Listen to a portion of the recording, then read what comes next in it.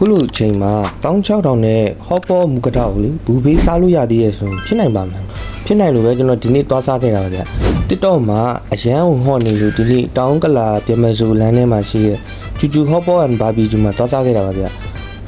ဆိုင်က17ခွဲလောက်စပြီးဖွင့်တာပေါ့နော်အဲ့ဒါကိုကျွန်တော်17:45လောက်ရောက်သွားတာတော့မှပထမကဒီကကျွန်တော်လုံးဝအလူလုံးနေရအောင်ထင်တာဗျလူကတော်တော်လေးကိုများပါဗျ16000ဆိုတော့ဘာမှလို့လဲဆိုလို့ရှိရင်တော့ဘေကွန်နေပါမယ်ကြက်မဲတွေကြက်စင်တွေကြက်ဝက်တွေအသားနှက်ထားတာတွေရောပြီးတော့ဝက်မို့လုံးတွေကြက်မို့လုံးတွေပဲလိတ်တွေကြွက်နှစ်ရွက်တွေအသီးရွက်တော်တော်လေးကိုစုံပါတယ်ဗျပြီးတော့အေးတွေပါလေပါပါတယ်လူကတော့တော်တော်လေးကိုများတာပါတကယ်ကိုလူလုံးနေတဲ့တင်ရလောက်အောင်များတာကျွန်တော်တို့တောင်ဝိုင်းအောင်မနှဲရအောင်လုပ်ခဲ့ရတာဗျ